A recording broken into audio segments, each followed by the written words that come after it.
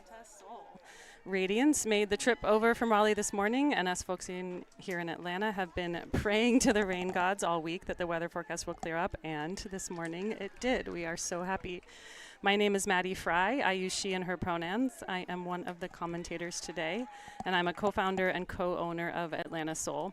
I am co-commentating today with Marion Wood, and Marion, I'll hand it over to you to introduce yourself.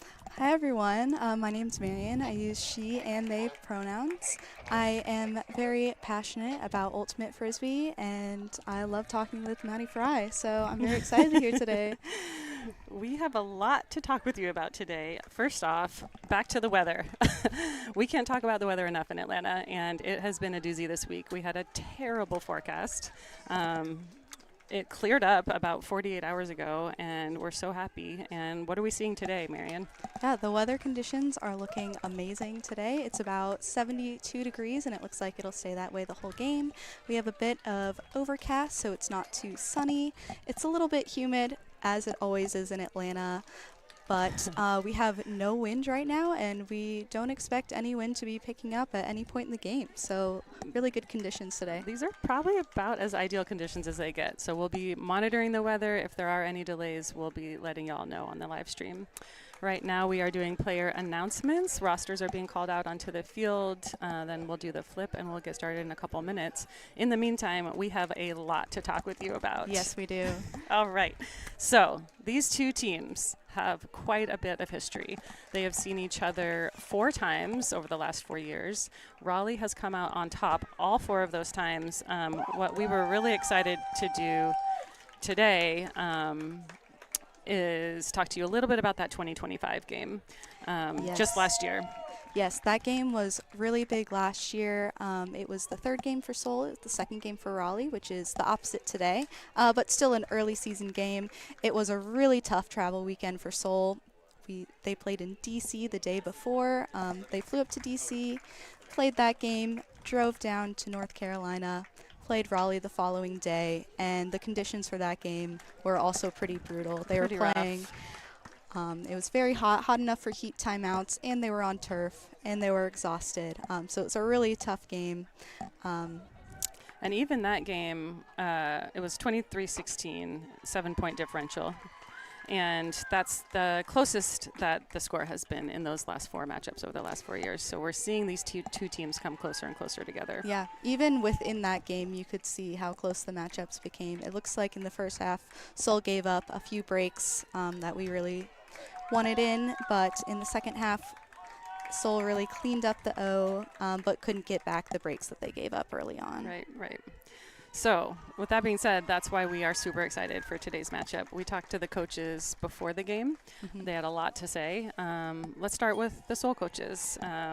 We asked them, how they're feeling. They're coming into this week off of a huge win against Nashville. What did we hear from the coaches? Yeah, they were very excited about that win. Had a big scream from our coaches. I believe the term was "Yas." Yes, from Sam. But with that being said, they want to come in better, faster, stronger, harder for this game. They know what they're up against. They know it's going to be a really tough game. And no matter how much success they had in the last game, they said it's never enough.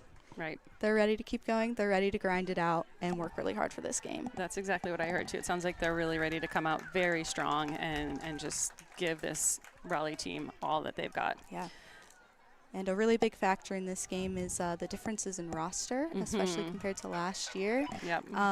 And specifically for this game, we have a few people that are on the Raleigh roster that aren't here today. Let's talk about that. So Raleigh is missing several of their key starters.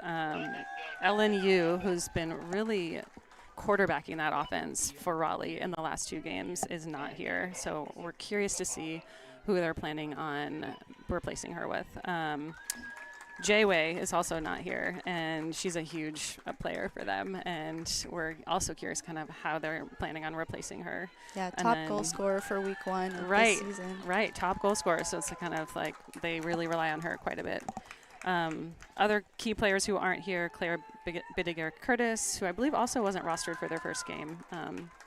So we'll see, how they're planning on replacing her. And then Georgia Say, who played for Atlanta Soul last year, but is playing back for Raleigh this year. One of those many players that have flipped between Raleigh and Seoul. Yes, But quite a few. when we did ask the Seoul coaches about this roster, they were not fazed. They said, cool, their roster doesn't affect our game plan. We're here to play our game and execute the way that we know how to. So they're very excited about that. Exactly. And then we talked to Raleigh's head coach, Jenna Dahl. Briefly, we'll be talking about this later on the stream, but it is quite an exciting day in the PUL when both teams are head coached by women.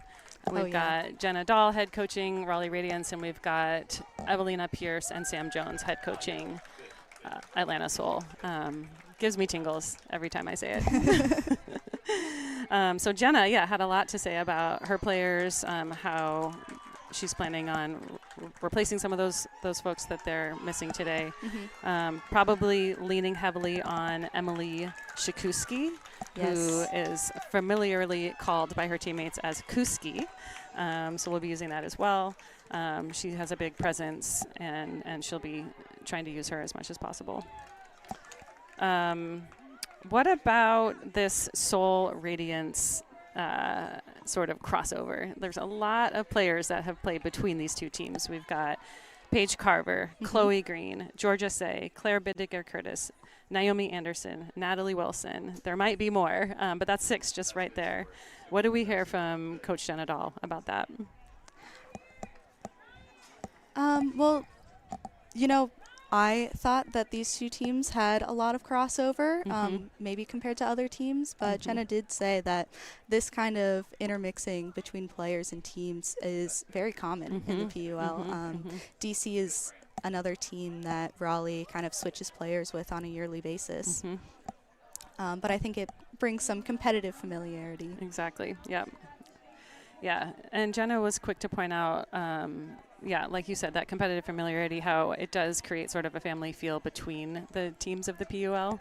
And it's so great to have players, playing in different cities and playing in different locations and bringing that with them and then creating more of this family amongst the PUL. Yeah. And we definitely have that here in Atlanta as well. Yeah. I also really love the dynamic of knowing the players that you're up against, like just knowing all of their strengths, their weaknesses. I think it brings a different level of play to the field, which is really exciting. Does. And, a lot of these players have played together in high school, played together in college, now are playing against each other. So, and I cannot believe what I'm seeing, but we have some amazing fans out here with some amazing posters. Hopefully the camera operators can pan to those posters pretty soon. Okay, so we also, some other really cool kind of community things. So when we were asking head coach Jenna Dahl about, the loss of Alex Barnett and Dawn Colton, just 2 players that are virtually irreplaceable. She talked about, of course, it's the loss on the field, but it's really a loss to the community, just like how much they did for the Raleigh community and just how much they brought in coaching and playing. And again, we said that here in Atlanta too, and it was just a really good reminder that this isn't all just about what happens on the field. Like so much of the PUL is what happens off the field as well. Yeah, and Dawn Colton especially reaches audience across the PUL, college, club, all of it. I played in the same division of her in college, and she had a really big influence over there. Huge.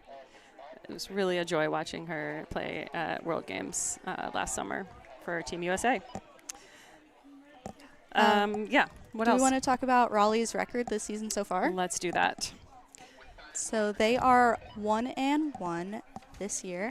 I think them having 2 games compared to Seoul only having 1 game this season definitely makes a big difference. Yep. Including considering the nature of the 2 games that Raleigh has played so far. Their first game was against Austin, and that was a very tough game, especially because of weather conditions and just having first game jitters. You naturally have more turnovers in the first game, but they went 15-8 in that game. Again, with the weather conditions, it was cold, rainy, and very windy. Yes. There was a strict up and down wind instead of a crosswind situation. So that affected points, Wow. especially deep looks that I know Raleigh likes to look for. Oh my gosh. Okay, and we'll push pause there and we'll get back to the record in a second, but we are about to get this game started, folks. We see Atlanta and Raleigh teams making their way to the line. We've got on Atlanta. Do you want to call out the players you see? It's too loud. Yeah, so looks like we are starting out on defense. So we have Charlotte there on the line.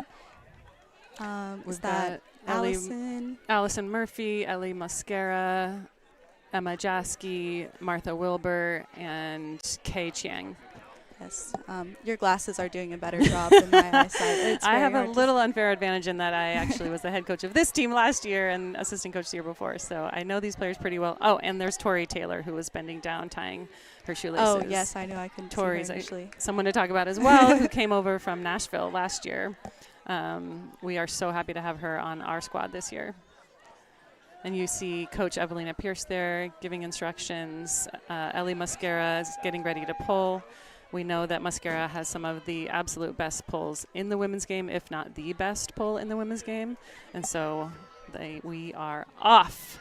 The pull is up. And we've got Radiance coming down with it. Right to the end zone. And we've got Seoul in their signature zone, coming right out with that zone off the gate immediately. We've got Mary Rippey with a diving catch there, 27. Expect to see a lot of Mary Rippey today. She's pretty much quarterbacking their offense for Radiance. And let's see if this zone can stifle some of these Radiance handlers. It does look like it's slowing them down a little bit there. Quite a bit. And those are the types of over-the-top throws that this zone is designed to generate. There is no wind, and so it's a little easier for these handlers to keep just having that patient offense, which they're doing very nicely. There's that over the top. And it looks like Atlanta is transitioning into person defense.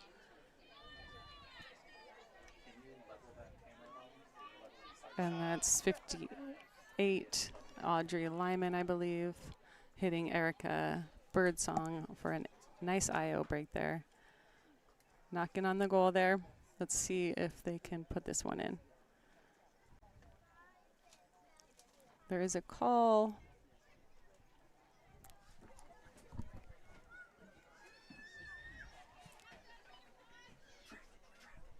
The call's been retracted. And that's a goal. And that looks like a hold.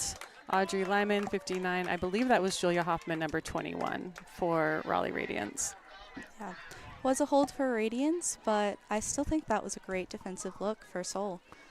We were able to slow them down, get them to switch the field a couple times. We had it stuck on Raleigh's sideline a few times. I think the one deep throw they had, Martha was very close to contesting it there, was adding a little bit of extra pressure. I will say that those over-the-top throws are tough. I mean, this zone is really designed to, I think, keep the disc swinging wide, and when you can break it with those over-the-top throws, it's much more difficult. So we'll see how the defense adjusts, and right now we've got Seoul coming out on offense. So that's Dana number 1. So we have Yep, Dana, Paige, Charlotte, Dina, Mia Greiner. Is that Allison again? Marie Previer and Martha Wilbur. Marie, yes. Yep. Okay. And Martha. And the disc is up.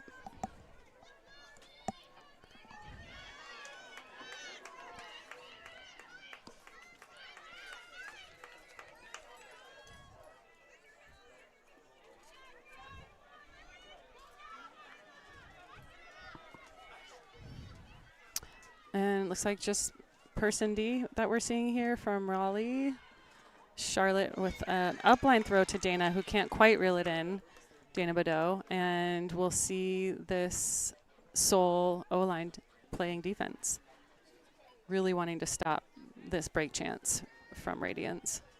And let's see, the observer is running the disc all the way up. It looks like the disc never came in where Charlotte threw it.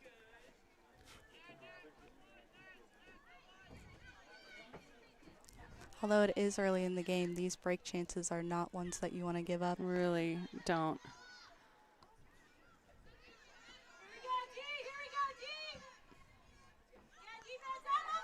And it is up and can't quite reel it in from number 66, Natalie Wilson. And that is a gift for Atlanta Soul. Let's see if they can now hold their offensive chance. And I love seeing Mia Greiner streaking deep that way, opening up so much of that big unders. And it looks like the Soul offense is now grooving.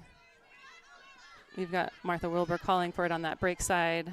Beautiful undercut from Paige, and the handlers are just patient, taking exactly what they want. Dina Eli-Melik with the disc now. And we've got multiple cutters really, you know, going for this disc here. Soul clearly wants this point. Marie Previer on the sideline. We've got Dana Badeau going deep and now coming under. And just taking their time, taking these patient reset throws. This is a tight Radiance D that we're seeing, but we've seen these Soul handlers just taking their time, not too worried.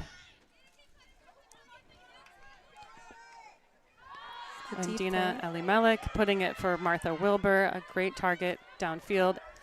And there is a call on that play. It looks like Martha, thank you for the hand signals, Martha is calling foul. Yeah, it looks like Martha did have pretty good body positioning for that disc. Yep. You can almost hear her saying that too. I think, and it looks like the Radiance player might be contesting it. And we see from the observer foul contest. Yeah, and the fists pushed together like that, like you saw from that Radiance player, that signals contest, meaning the defensive player does not agree that it was a foul, and therefore the throw will go, the disc will go back to the thrower with Dina Eli-Melik. Had a low stall too, so I think we still have a good chance of getting it down the field.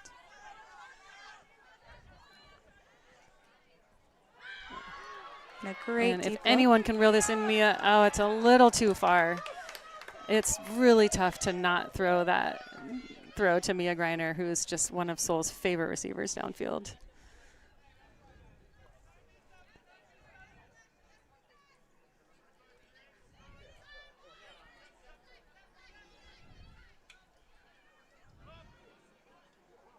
And that's a nice diving grab from Radiance. Oh, and she can't quite reel that one in, a little too far. And Soul is off to the races, and that's a goal. Martha Wilbur to Marie Previer for the score, for that beautiful Georgia connection that we love to see. And the fans are very happy. Soul's on the scoreboard, 1-1. That was a hold, so we've got 2 holds. Quite a few turnovers at that point. Yes. Looks like we're getting the jitters out. No, it still is early in the season. This is a very important game, so I'm sure we're a bit nervous here. But taking the opportunity to have a fast break on the break side, just attacking that break side aggressively, I think is a great way to convert a turn into a score. Loved seeing that as well, like really aggressively working it up that break side. It seemed like the turnovers from Soul were just a tad bit rushing it. The right decision, wrong execution. Yes, I agree. I really liked that deep look from Charlotte. It was a beautiful throw, right in power position. A throw that should happen every time. Exactly. All right, and let's see. We've got Radiance coming down with it. Audrey Lyman really doing a lot for this Radiance offense. You know, for years, she's been just such an important part of what keeps them going.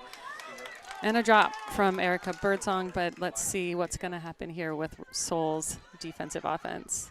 Ellie picking it up, going for that upline, moving quickly out of space. Jimena Montaña, who's Ellie Mosquera's teammate on the club team Revolution Medellin.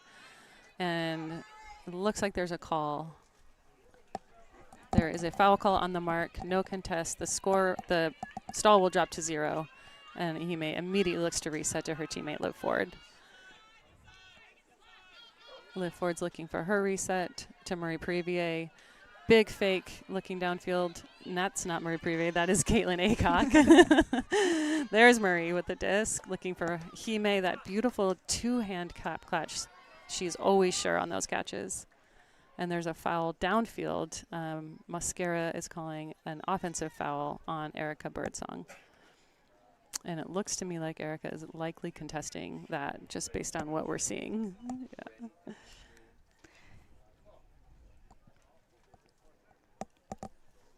You know, I didn't see a lot of calls happening in the first game, so it is interesting to see some contact that even is away from the disc being talked about. There's actually several calls happened already, and to me, it just is a testament to how much each of these teams really wants to win this game. I agree. Tight defense, going for everything.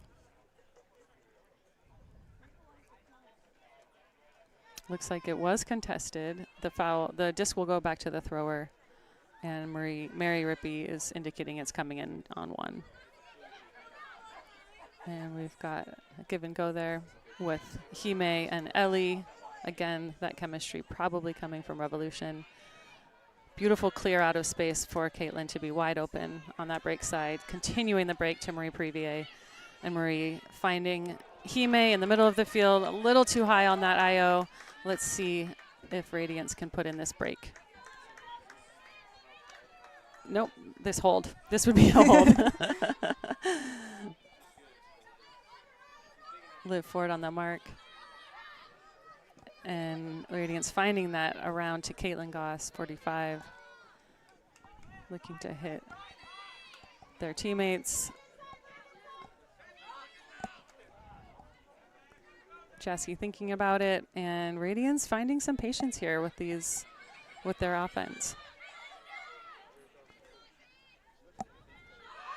Big throw. Again, Erica. Oh, hard to not throw to her, I'm guessing, but that's a great matchup and one we've been really excited to see all day, Mascara versus Birdsong. Yeah, it looks like Mascara applying pressure there made Birdsong come to the outside line a little bit too aggressively. A little too early, yeah, and went up. Misread. That's some good defense. Love to see it.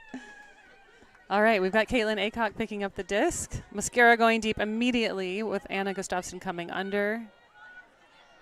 And we've got Jessie coming across, and we've got Megan Jarrell coming across. Again, just Atlanta Great Soul up line players look. And there's a foul call on the throw. I know how badly Caitlin wanted to throw that to Mascara. You could see it in her eyes. And here the Soul offense is getting reset.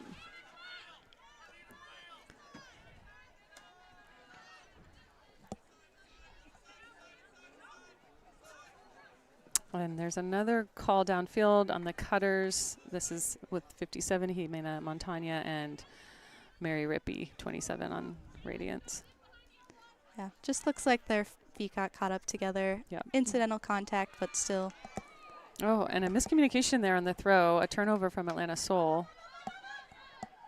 Let's see. There's a foul call there. This is quite a bit of contact. I'm seeing perhaps some frustration in the Radiance player as she gestured for foul.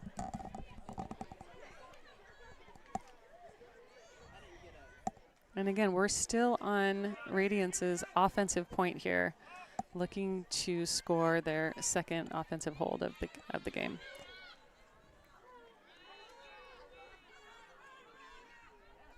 Again, Radiance really finding that break side.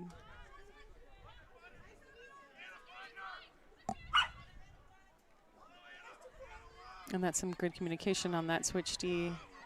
Erica Birdsong putting it out to space, and their receiver can't quite reel that in. Is that Kuski? Yep, that is Emily Kuski. Shakuski. So, Atlanta Soul with another break chance. Okay, I was just wondering, will the Soul coaches call timeout? Yeah, I believe is their third break chance of this point. So, and with 2 minutes left in this quarter, this could be huge. The Discraft Ultrastar is the official disc of the Premier Ultimate League. Discraft, the world leader in disc sports. All right, so during this timeout, we do want to take some time to review the new PUL rules. A couple new rules this year. Well, first of all, we want to talk about timing. So 4 quarters that end once the last possession concludes. There are 12 minutes per quarter, 2 minutes and 30 seconds in between quarters, and a 10-minute halftime. What's new in 2026 is there is no buzzer beater rule. So that means all quarters will end with the conclusion of the current team's possession. That's fun. Yeah, and different. I was going to ask you, as a former PUL coach, what do you think of this new rule of no buzzer beater? I personally liked the buzzer beater, and so I miss it. However, what I like about the rule change is that it's consistent now. It was pretty confusing in the past to have one quarter be different from all the other quarters. So whatever they do, I don't really care. Just do something and make it consistent. All right, and it looks like Seoul has subbed in a different line, likely their O-line. Really hoping to put in this break. This would be a pretty big break for them. Tori Taylor pulling that disc in from Dina Elamelik.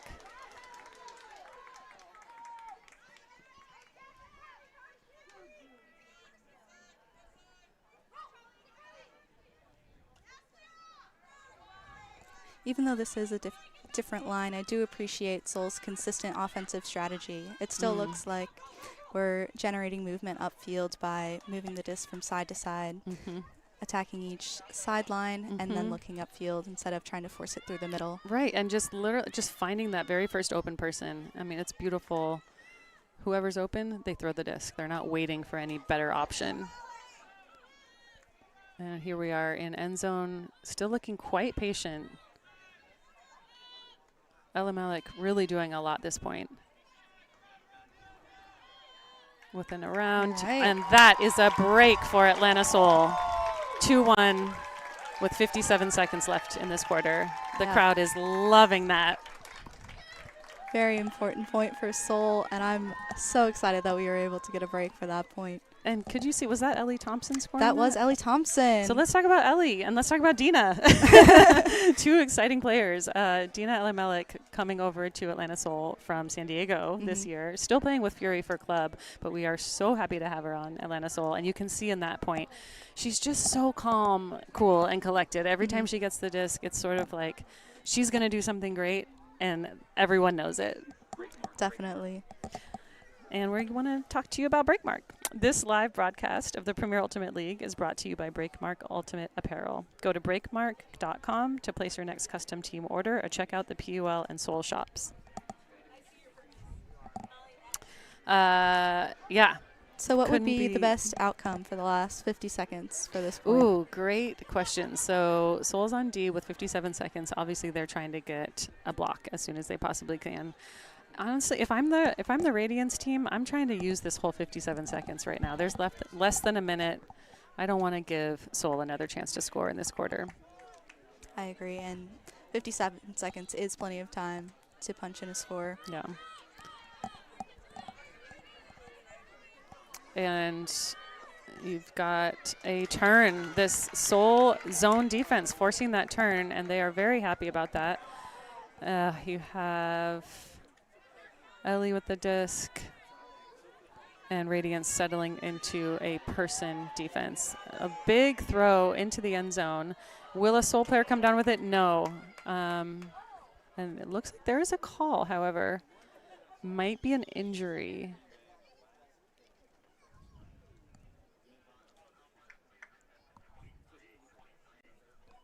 Was it just me, or did that disc pop up a little bit more It than I did seem expected to it pop up. Yeah, it really did.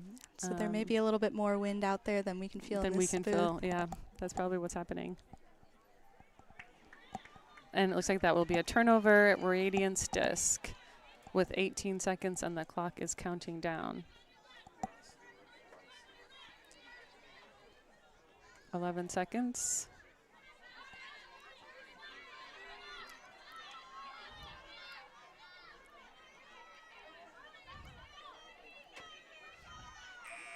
All right, and the timer has gone off, and so this will be the last possession of the quarter. the Soul are desperate to get a block here, and Radiance is trying to calmly punch it in.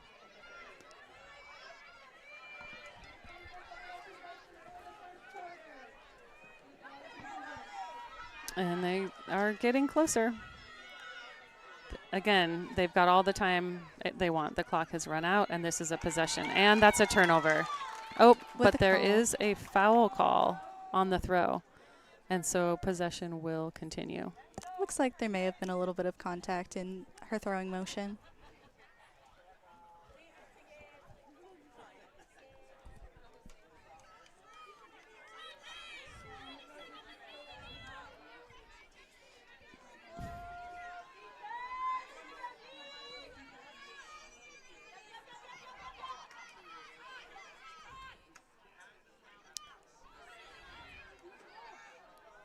Again, the Radiance offense being pretty patient here. They've just got this one chance. And that's a goal. And that is a hold for Radiance. And so they will end that quarter 2-2. Exciting. Very interesting quarter. Wow. Pretty low scoring. Yes. We've got one break for Soul, and one hold for Soul, and then 2 holds for Radiance. The offensive flow on both teams is pretty similar to what I've expected based on watching previous games and seeing Radiance's games earlier in this season. Both teams are both very patient, taking the first open opportunity, but I was expecting to see a little bit more deep shots than I've seen so far. Yeah. Well, I know Soul had a couple deep shots that didn't quite work out. Mascara had one. Charlotte had one. We did see a couple deep shots from Mascara in the first game as well that didn't work out. I'm wondering if the coaches are going to have adjustments to make there as far as like when to look deep and when to hold and just kind of keep working that patient offense, because when Soul does work it, they seem to be doing good things. Good things seem to be happening. Yeah, I agree. Definitely very patient and swinging the disc, working the disc up the sidelines and getting it back into the middle whenever they have the opportunity instead of looking to force it, which Yep. is a great way. Okay, so back to the conversation we were having earlier. Before this game, Raleigh is coming in 1-1. They've lost to DC, and then they beat Austin. Yes. And Soul is coming into this game 1-0, just having beat Nashville last week. One thing that both of the coaches said in our pregame interviews was how every game in the PUL feels like a playoff game. You only get 6 chances. You know, you only get 6 games, and of those 6 games, you kind of have to win most of them in order to make championship weekend. And so every game is super important, and there's so much on the line. Yeah, I couldn't agree more. Every time this matchup happens, it seems like it's make or break for the season for either team. Truly. How about those calls? A lot of calls in that first quarter. Yeah, Probably more than in the entire game for Atlanta Soul last week.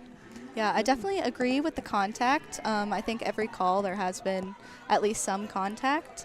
I do appreciate contesting fouls, even if there is contact, because it's very situational, and there's many things that go into making foul calls, and I think both teams are able to still communicate effectively. I don't think it's causing any, friction between the teams. I think it's staying very spirited, but definitely more contact than I've seen previously.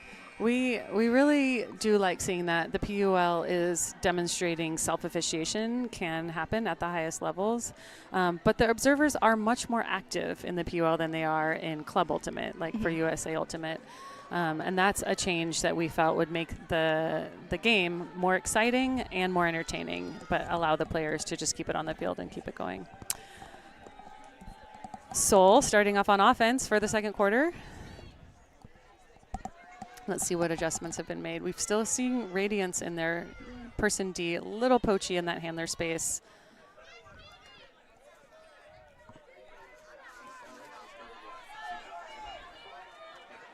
And Charlie fighting for that up line. Some beautiful continuation looks here. Again, Charlie Hawkins in the middle of the field, hitting her teammate Chloe Green. And Tuna with a nice lefty over to Liv Ford. Tuna and Chloe have played together a ton. Oh, a drop there from Liv, and we are on defense for Seoul. Radiance looking to break. And there's a call on that throw. It looks like a strip call, which is now a foul call. And some conversation with Morgan Lally. Natalie Wilson, number 66 on Radiance, also has played on Seoul in the past.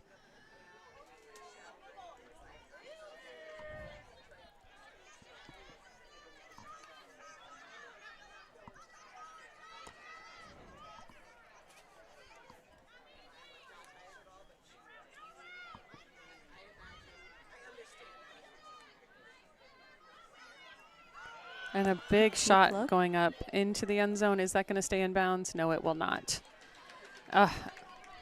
Huge throw there. Looking for receiver.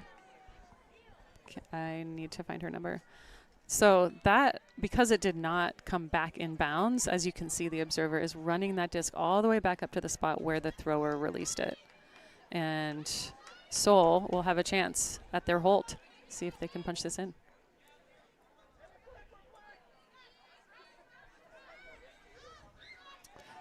Liv Ford looking to Chloe Green. Tuna coming down with that. There's a call on the field that is retracted, it looks like. Play will go on. And Chloe with a diving catch to keep that disc alive. That's exciting. And looking over the top to her teammate, Ellie Thompson. Ellie just joining Atlanta Soul this year for the first time. Morgan going through some contact to make a catch, and then it looks like that was a little too far for her receiver, Tori Taylor. There is a call on the field, and it looks like an injury is called. Chloe Green is running off to the sideline.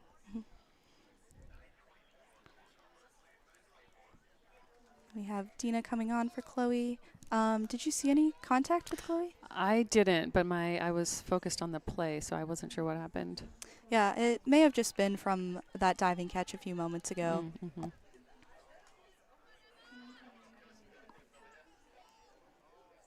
And Raleigh taking that opportunity to sub in a player as well. Looks like we have Emma Cole in.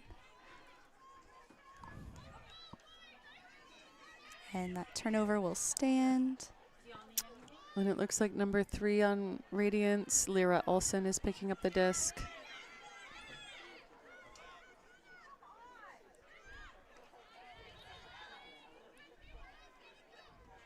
And this is right where Seoul wants them. If Seoul can get a block here and try and punch it in. Again, this is still the first point of the quarter. Big throw coming up. Can't quite reel it in. That deep look was for Sadie Cutler.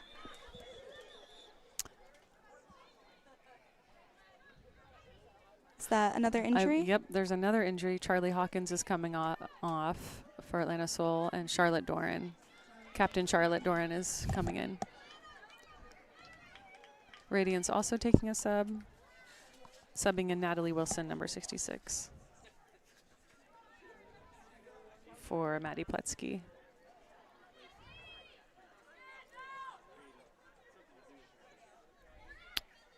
And here we see Liv looking to reset to Dina. Do we have some deep looks coming? And that disc will not stay in bounds. These discs are popping up quite a bit, a little more than we saw last week. And Macy Hudson with the disc for Radiance, and there is a timeout call. So this would be a break for Radiance, and it is already 4 minutes into the second quarter. This point has been grueling. Wow. I can't blame head coach Jenna Dahl for wanting to take a timeout right there. Yeah. I don't think I've ever seen such long points in very calm conditions like this. That's right. And so many discs popping up. That's really interesting. Right. So make sure to become the newest PUL superfan by subscribing to the Premier Ultimate League YouTube channel. The PUL is committed to providing high-quality streams of all of the PUL games. Thank you to the PUL for their efforts. We love the PUL. We do love the PUL. Well, while we're in this timeout, let's talk a little bit about the PUL. We're down to 10 teams. We had 11 teams in the PUL last year, but we lost Astra, who was only in the league for 1 year. LA Astra had been participating in the Western Ultimate League. We call it the Wool. I don't know what y'all call it on the West Coast, but we call it the Wool. But so Astra is now back in the Wool, and PUL has 10 teams. We started in 2019 with 8 teams, and Raleigh and Atlanta were 2 of those original 8 teams. So this matchup goes way back. And disc is now in play. We've got Radiance looking still to break. And it looks like Radiance's traditional O-line is back out. Audrey Lyman, Julia Hoffman, Emily Kuski, Caitlin Goss. These are the Radiance players that we've seen playing O-line for them all season long. Another call on the play. Looks like Soul Captain Charlotte Doran is calling contact. The disc will stay with Caitlin Goss.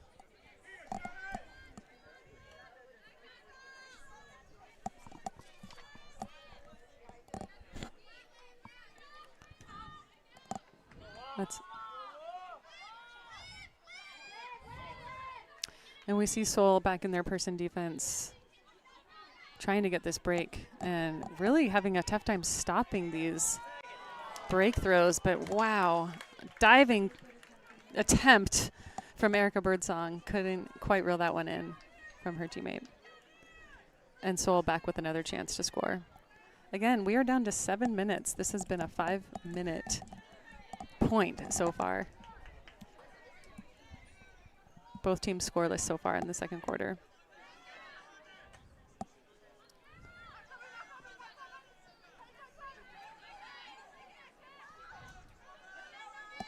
And Charlotte Doring putting it up to Marie Previer. Looks like it might come back in. Oh, and a greatest attempt. Had a teammate been there, that could have worked. But her teammate was not there. Love seeing that from Marie Previer. What a creative attempt to keep the disc alive for her team. Yeah, it really shows the urgency that Soul is trying to have with this disc and keeping it in play. And a beautiful run through D from Charlotte Doran. She did not like that turnover, and she was going to get that back. Jimena streaking to the end zone. You know Liv wants to put it to her, but she doesn't. She's patient, finding her teammate, Ellie Mascara, who's looking downfield and turns and finds her dump. Liv and just out of reach for the dump. Now Radiance with another chance to break. Still in this first point of the second quarter.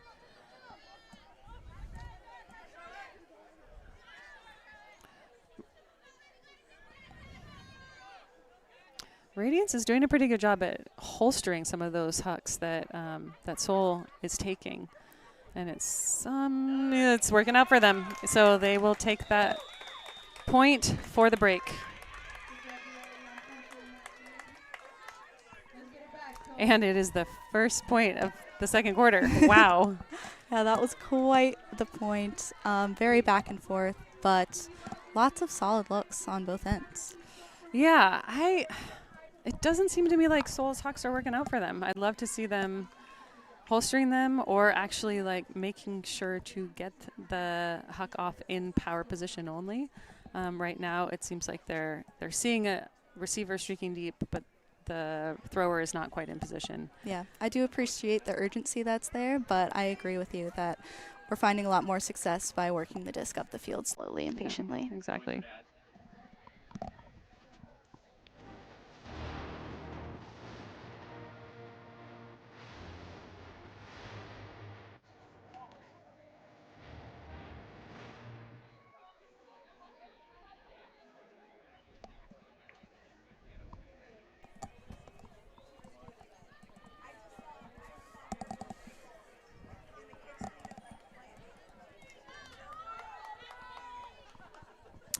All right, and we're back on. Let's see if Soul can punch this one in. Immediate. And wow. Another deep look. Commentators, curse or blessing, but wow, that was exciting. Hey, I don't know about you, but I will take that. I'll take that hug any day. I love Dina. being wrong if it comes to That's right. Dina Elimelech to Marie Previer. That was less than 10 seconds. About the exact opposite of the last point. Yeah, the fastest point of the game by far. By far. And we see the fans going wild on that one. I want to shout out Emily and Sarah Kingsley Hart, who are here, some of the best fans of Atlanta Soul. Sarah's a former player of Atlanta Soul, and they moved away last fall. And so we're so happy to have them back in the stands for Atlanta Soul today. With the greatest poster I've ever seen, I think. It is a heated rivalry poster, so I hope the camera can get it at some point. All right, we are tied up 3-3, 5 minutes left in the second quarter. Soul on defense, looking to get another break. See how Raleigh responds to that 10-second point.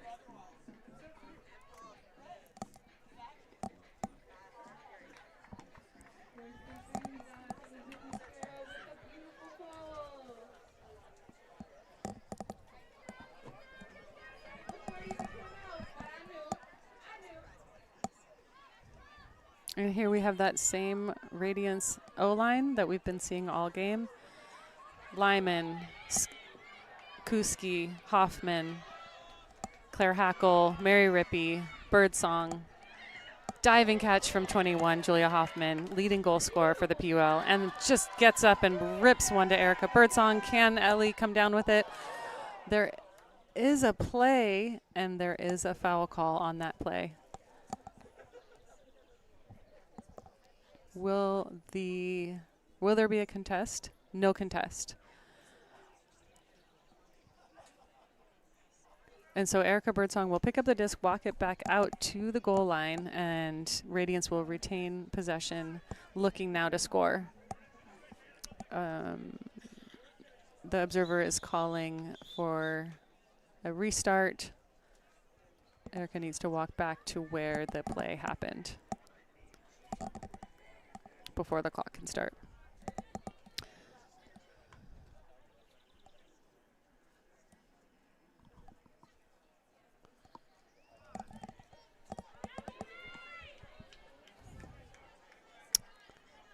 All right, and the disc is in play.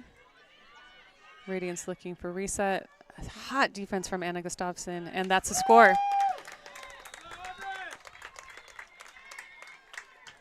These last 2 points, much faster than the very first point of the second quarter. Yeah, definitely more of the expected pace that I was thinking of before this game started.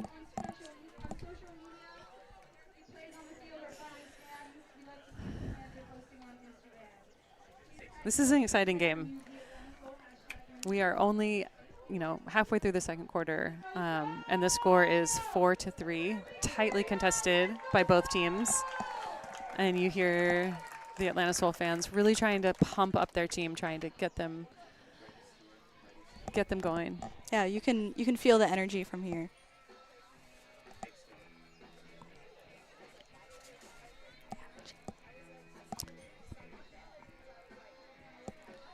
So we're curious, folks who are watching along at home, what do you have to say? We'd love to get a little more chatter in the chat. Yeah, do we have anything in the chat so far? I don't believe so. Oh, a couple there people. We go. Yes. All right. And let's see Soul's O-line. Again, this is that patient offense. Lyra Olsen, again, looking to make that block, but Soul retaining possession.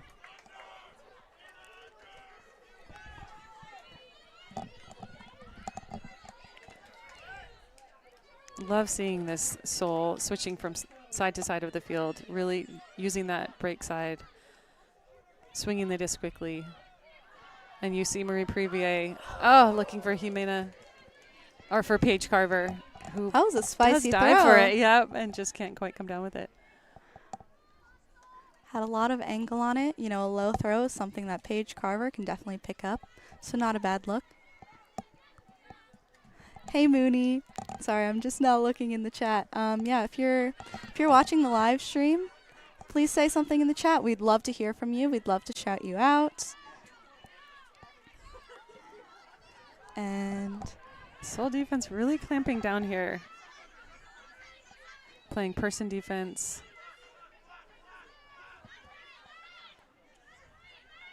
Really tight downfield, and there's a turn from Radiance, so Seoul will now have their chance back. You've seen Mia Greiner moving the disc so quickly. To Paige Carver. Paige Carver looking to Dana Badeau. Big fakes. Looking again for Paige. To Dina Elamelek in the end zone, and that's a hold for Atlanta Seoul. Tied up at 4s. This is a great game. So Seoul was working it a little more at that point. Maybe not hucking it as much. I like to see their patience. What do you think? yeah, I think they're definitely adjusting to just the conditions of the game and what things are working out and what's not. Shout out to Viv in the chat. Hey, girl. All right, 2 minutes and 14 seconds left in the second quarter. The game is tied at 4s. Man, this is a high-pressure game. I'm imagining Radiance is going to try to score as quickly as possible.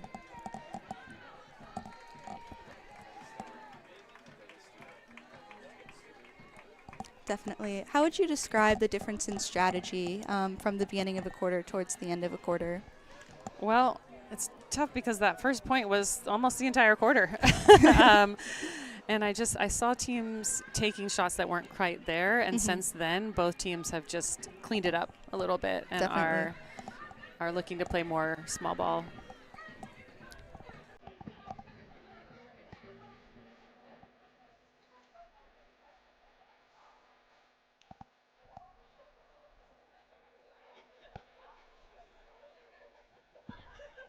Mascara with the pull.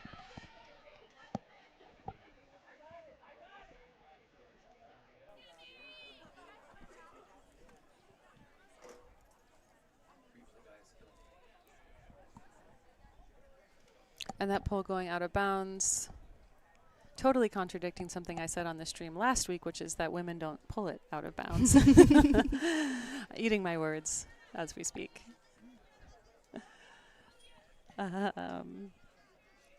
Lindsay Moon has been really enjoying watching Seoul's offensive movement. Good adjustments for sure. Yeah, we're enjoying that too. And here we see Seoul's zone D coming down with a big block. Not quite block, but forcing a turn from Raleigh Radiance.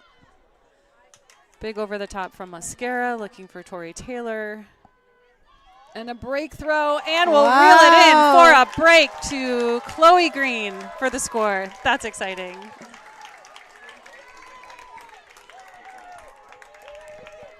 It's awesome to see a defense get a turn so quickly and just able to convert. It really is, isn't it? So that's Seoul's second break of the game, I believe. I think so too. Chloe Green is not injured. She is on the field. She just caught that goal. Yep. She did take an injury on a very long point, but that is just a strategy used to preserve your body sometimes. It's not necessarily Something might be tweaky. You're not sure what's going on. You need an injury sub just to be sure. It's always a smart move to do that and then come back on when you're ready. All right, so starting off on offense for Radiance, we see their same starting 7. We've got Kuski, Rippey, Hoffman, Lyman, Birdsong, Hackle. And my glasses aren't quite good enough for the 7th person on the line, but I'll tell you once we get there. Big pull coming from Atlanta Seoul. Staying in bounds this time. Do we see that zone? No, we're going in person. Little person defense.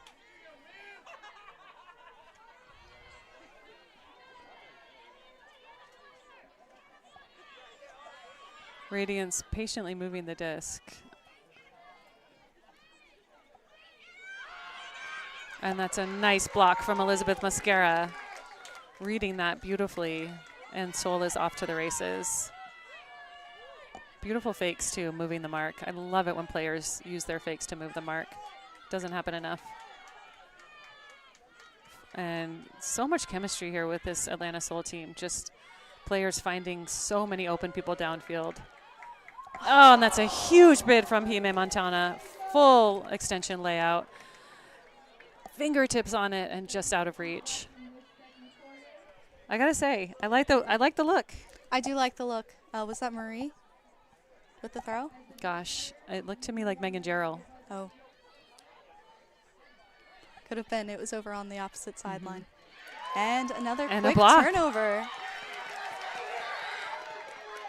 Lots of excitement here for Atlanta Soul. Oh, heartbreaking. And 2.2 seconds left on the clock. I believe a timeout was called by the Soul coaches before the turnover. Let's see if it is upheld.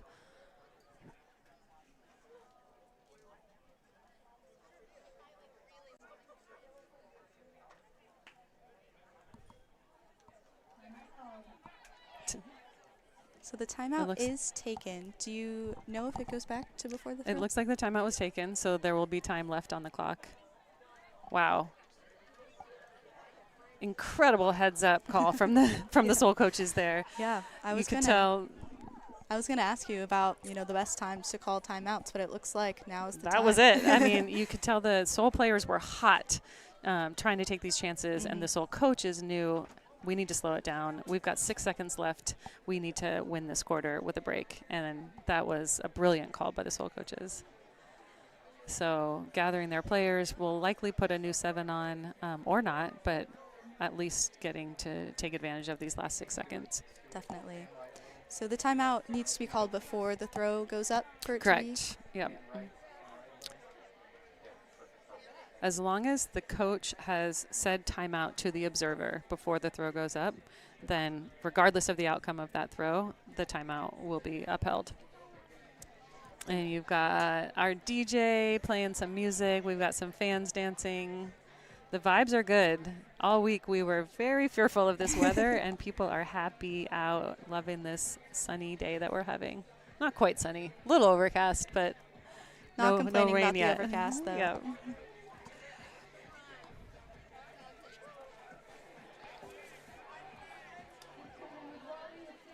And just a reminder, and here we are back in play. Oh, the timeout was called by the Radiance coach. We never got possession. So this will be the last possession for Radiance. And it looks like there's that patient Radiance offense looking to work it. I know Soul's trying to get this block. You've got Claire Hackle making a big cut deep. Mary Rippey is holstering it to 21. Julia Hoffman looking to Erica Birdsong.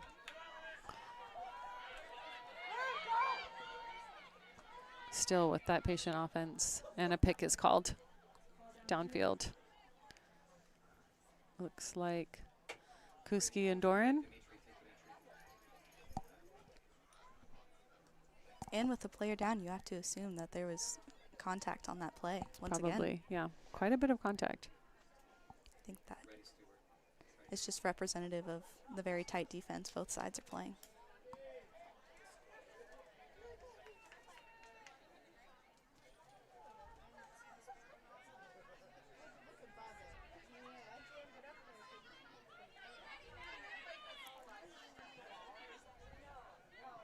And that's a D from Dana Bajo, number 3, Atlanta Soul.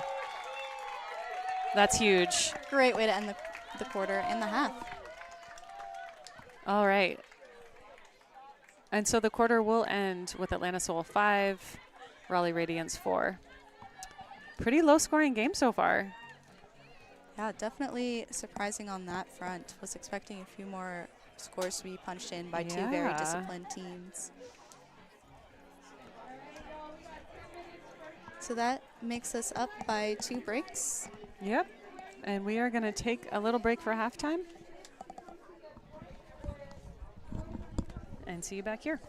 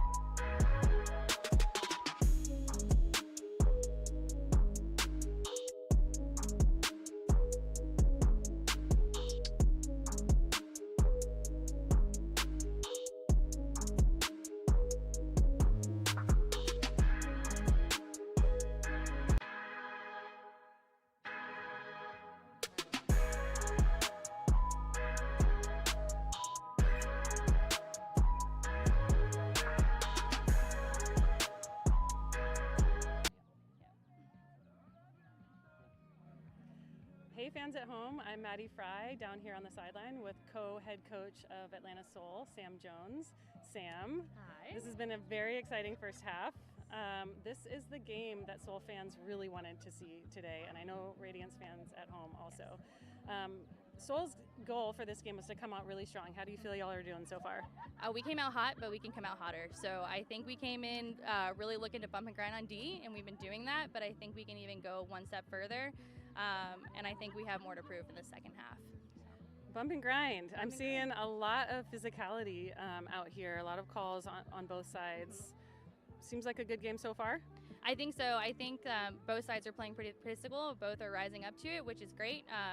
I think it's well within what both teams are looking to play. So I think it's going really well on both sides. So Love seeing this self-officiation happening. Yes.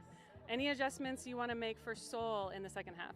Yes, from an offensive perspective, we are looking to balance our lines in terms of spacing on the field a little bit better. We're limiting our deep game that way, and I think we want to see some more discipline on our cutters.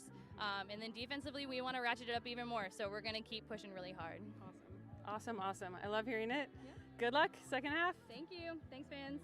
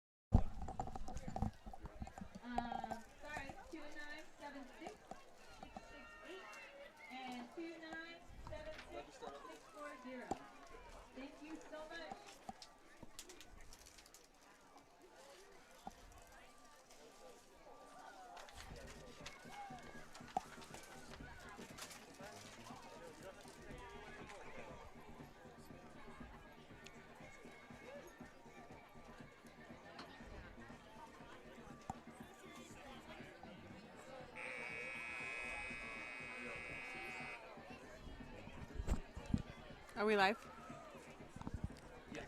And we're back. Hello, fans. We are getting started with the second half with a pull from Atlanta Soul. And it looks like barely out of bounds. The disc will be centered.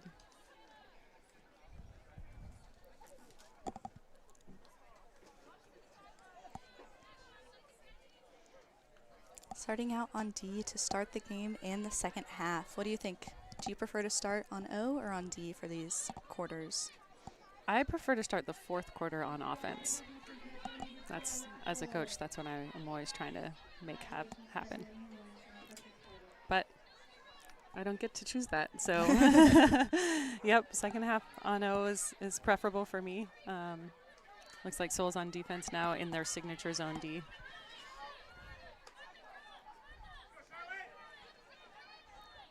Soul doing a great job containing these upline looks. Yeah, really trying to contain. Those over the tops are just tough to take away. And looks like Soul's going into their person D. We see this Radiance offense just finding the wide open people downfield, and that's a score for Radiance. And we're tied up at 5-5. We want to shout out our sponsor, Victory. Victory is now the official insole of the Premier Ultimate League. Victory builds products for athletes made to aid in their performance and recovery. Their gold insoles help return energy back to the user, helping athletes jump higher, run faster, and cut quicker. Use code PUL25 to enjoy 25% off all Victory products. We also wanted to give a big shout out to all the businesses that donated to our raffle, which we just had at halftime. Thank you, Atlanta and Decatur businesses, for your patronage and support. And loving all the comments in the chat. We did pass along the feedback to the live stream crew here to try to get the camera to pan into the end zone a little more. And so they're going to be making that adjustment. Love Kelly, the Radiance mom. Every mom who is watching this game is thinking, how did we create these amazing humans? Oh, you're bringing tears to my eyes. And yeah, shout out to Earth Day, and Atlanta Soul's theme of the night is wearing used clothing, thrifting. We love to go thrifting. So a lot of folks here are sporting their thrifted gear in celebration of Earth Day. Yeah, if anyone knows me, they know anytime they ask me where I got my clothes, it is from thrifting or secondhand stores. So I was very happy to dress to this theme today. It wasn't even difficult. And we see a bit of a poachy handler D coming from Radiance. Wow, Radiance really trying to get this block. Oh, and Liv looking downfield for Ellie Thompson, who goes up for it, but Naomi Anderson is there from Raleigh Radiance to make the D. Yeah, hard to make a play on the disc when there's two Raleigh defenders. That's tough, yep. And a big throw coming up, and Charlie Hawkins with the block for Atlanta Soul. Great heads up D by Charlie there. Let's see if Soul can take a breath here and hit their open people. Oh, and just a miscommunication there on the reset. Lyra Olsen picking up the disc. Radiance.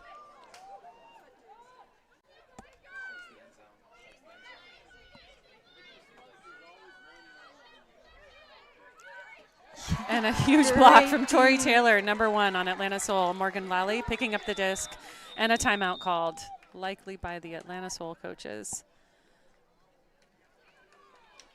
All right, starting the half strong with a few quick turnovers. Wow. This seems to be a pattern here. Starting off the quarters, both teams seem really amped, really ready to go.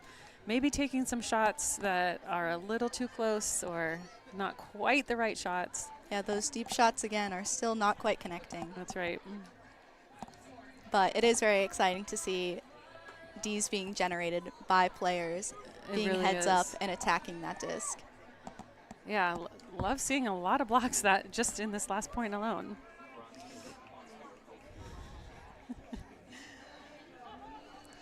Loving the chatter in the chat here. I'm glad everyone at home is still wearing their thrifted clothing and supporting the Earth. Big supporter of the Earth here. We're Earth supporters over here.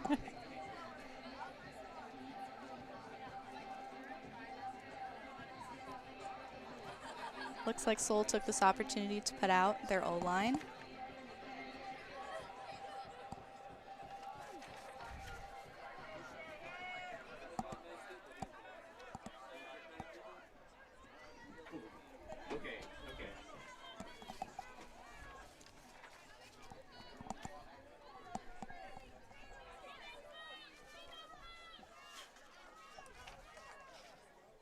And play has begun with Seoul's new offensive 7 out on the field.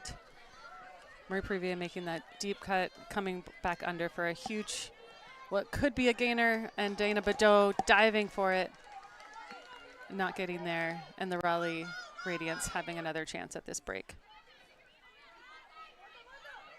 However, there is a turnover, first throw. A lot of reset miscues I'm noticing. Yeah, it's almost right away on the reset. There's these miscommunications happening.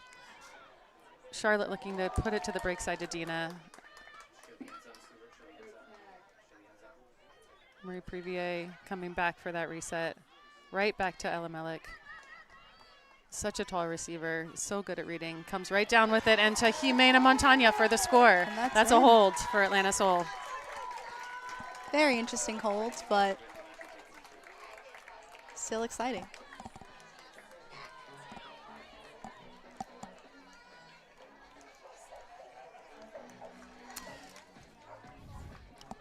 We want to take a moment to talk about something that's really important to Atlanta Seoul. We, the players of Atlanta Seoul, wholeheartedly support the LGBTQIA+ community. Seoul is committed to providing a space where women matching players can thrive. In particularly, we recognize the barriers that transgender women face, from legislation to social discrimination, and we want to affirm our support for transgender inclusion in sports. Furthermore, we are committed to fostering a supportive and inclusive culture within our team and in the greater Atlanta Ultimate community, especially for youth players. Yeah, I really appreciate this statement, and I just wanted to give it a little bit more attention today. Awesome. I know that there's a bigger emphasis placed on gender distinction for sports that are not men's leagues, and we don't have to get into the complexities of why gender has to be named in these areas, but as a non-binary person that consistently contemplates my own gender expression, it's very empowering to be a part of a sport that names and welcomes all gender identities. Thank you, Marion. We're going to talk more about this after this point. The play has resumed, and there's a call already on the play. I'm not exactly sure what it is. I think someone signaled a pick call. It looks like a pick call, yeah.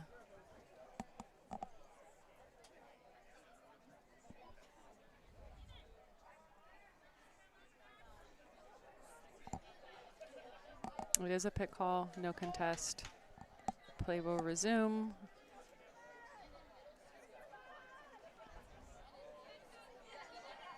And you've got that signature sweep coming over from the Radiance player, and a huge run-through block from Elizabeth Mascara, who's immediately streaking to the end zone. No talk about contact on that one. That was a very clean run-through. That was a clean D. Jimena Montaña picking up the disc and looking for Megan Jarrell, who will catch it inbounds for the break. Atlanta Seoul up 7-5. Wow. This is exciting. I really like that run Megan just made. She was completely calm and collected, was watching her line, and all she had to do was catch the disc because she had already had everything else ready for her. Gorgeous, gorgeous. Seoul fans are on their feet and super happy about that play. Very important break here in the third quarter. And we just see that closing speed of Mascara. I mean, she just ran right through that disc. Got a big old hand on it, big block, and set her team up That's for been success. an exciting matchup all night. All night long. And we can see why Atlanta Seoul wanted to invest in these incredible players, you know, bringing them up from Columbia. No small feat to bring in 2 players from Columbia, but those players have had a huge impact on this game. Yeah.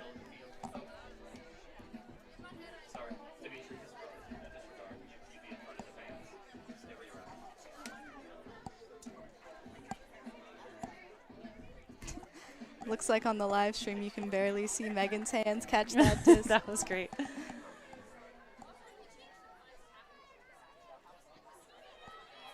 And what defense. It does look like the Seoul zone is coming back out. and getting threaded through there to find Mary Rippey. You can hear the Seoul players on the sideline counting the number of passes, likely setting up a transition defense. And Radiance just putting it into the end zone. Can Mascara catch up? No, she can't. And 21 Hoffman, I believe, came down with that. Yes, that was Julia Hoffman with the score.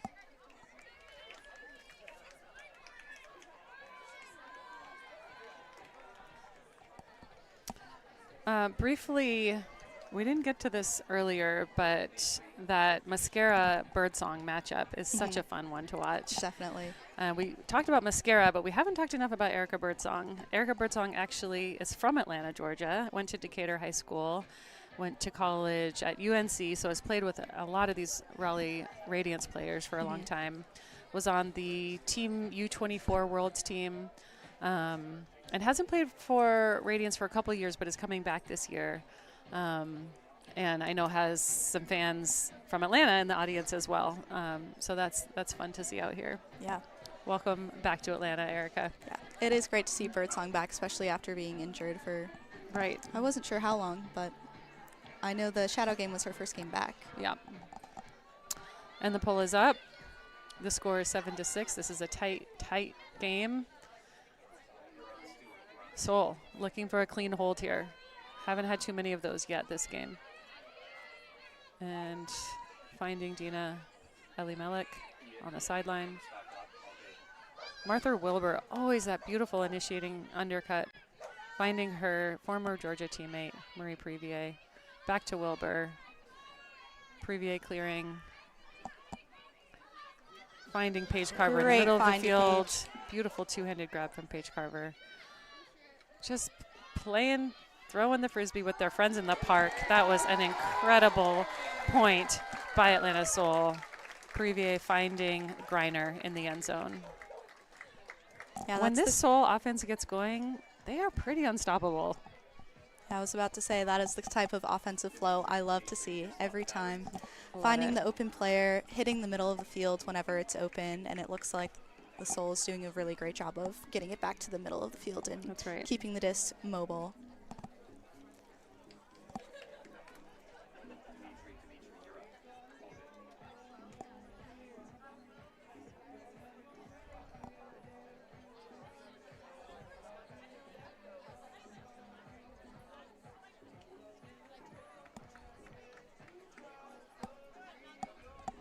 So does this score put us up 3 breaks? Yes. No. Seoul is up 2 breaks at this point. Yep, 8-6.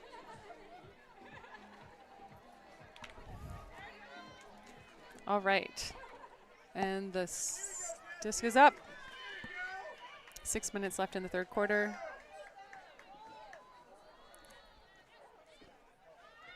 Seeing this exact same O-line out from Radiance. Not too many changes. And a big cut coming from Julia Hoffman. And Anna Gustafsson is there for an incredible position block. She just gets her body there first. Yeah, I could see her positioning from way before when the disc got down there. That she was in a great position to generate a D on that point. And Hoffman goes up and gets a hand on it, but just isn't able to reel it in because of that defense that's there. All right, and Atlanta Seoul with the entire length of the field to go. Can we see some patient offense from them, working it all the way up? I love this. Over-the-top throw from Caitlin Aycock. Tori Taylor towing it in, finding her teammates in the middle of the field. Megan Jarrell looking to live forward. Those two love playing together and have played together on Roma and other club teams as well. Back to Anna Gustafsson. Also shout out to Roma and Murmur. And Anna Gustafsson not finding much, but really high IQ there to find Tori Taylor on the far side of the field, who then finds Jimena Montaña, putting it up, trying to find Liv Ford in the middle of the field, but a Radiance player picks that off. And you can see Hoffman yelling at her teammates, get downfield. Radiance now struggling a little bit with this offense. It looks like the Seoul defense is managing to stick it stick them a little bit, but finding the break side.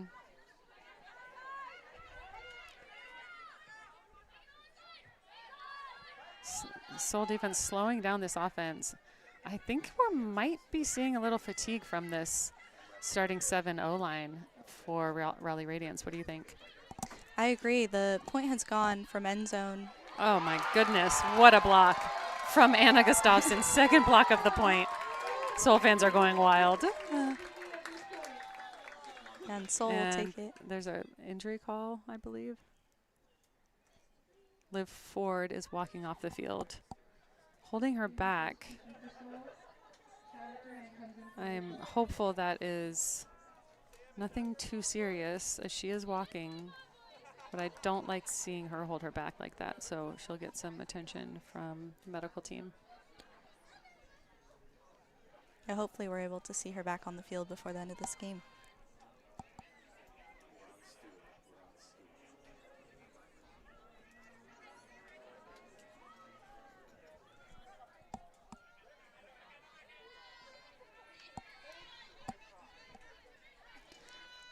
Looks like the sun is coming out a little bit for this quarter.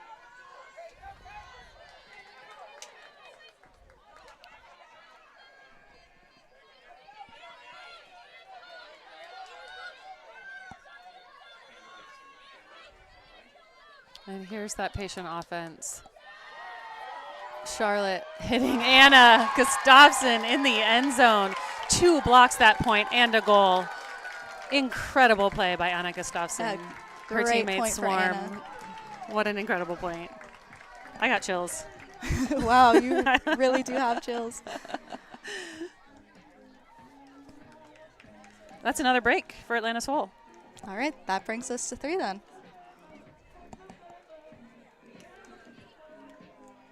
All right, we are passing this feedback along to our live stream crew. Thank you folks in the chat about the camera angles.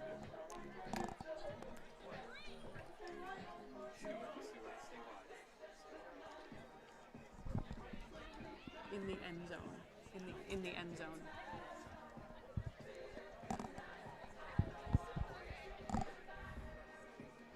And some shout out to Anna in the chat for those blocks and the bookends. Heck yeah.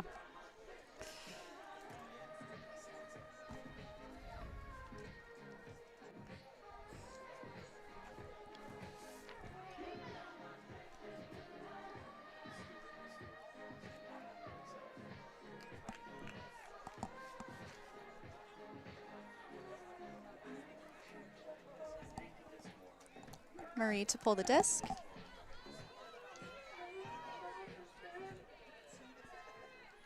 Marie, another travel player joining Atlanta Seoul from DC, but a hometown favorite from Atlanta originally. Went to University of Georgia, played with several of her Seoul teammates there. You can see the chemistry on the field. It's just such a joy to have her back in Atlanta. And we've got Morgan Lally on the mark here. We do see some changes on the Radiance offense. Oh, Wow. Charlie with a great defensive play. Incredible play. I watched Mia her Griner. track that disc all the way down the field. It was Charlie. Thank you. It was Charlie. Yes. We can see who has the better eyes between the two of us. I just knew it was coming before it even happened. And She was locked on that disc. She really was. All right, again, Atlanta Seoul with the full length of the field to go. Let's see this patient offense if they can bring it.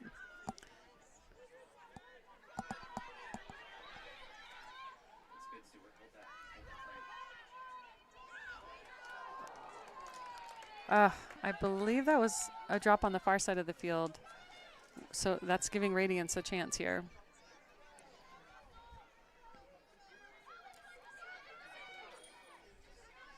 Still pushing him back a little bit. Mm-hmm. Diving bid attempt from number 96. I believe that's Maddie Pletsky. Yes. And Seoul with another break chance. Previer, Lally to Green. Green looking to Charlie for the reset. Back to Green, upfield to Lally.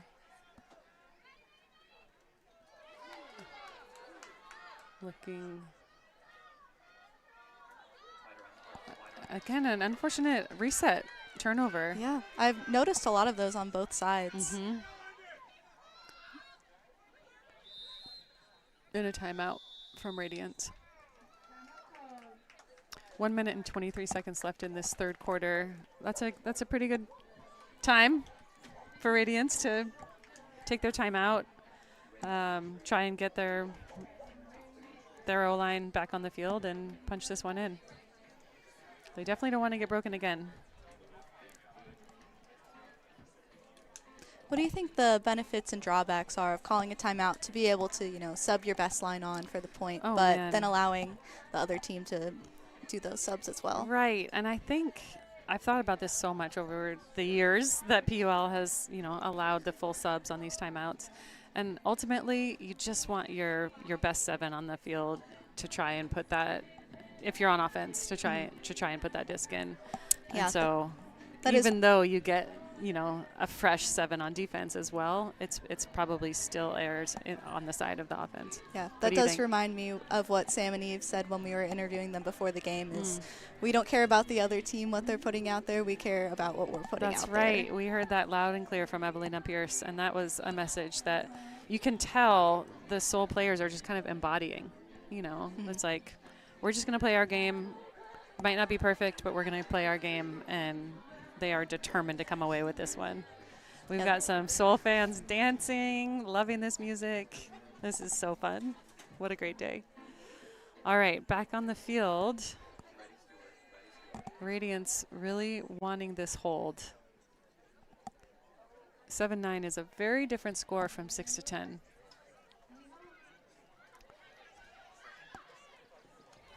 Right away looking to Mary Rippey. And a round throw there from Mary to her reset. Looks like Raleigh's running a vert stack again.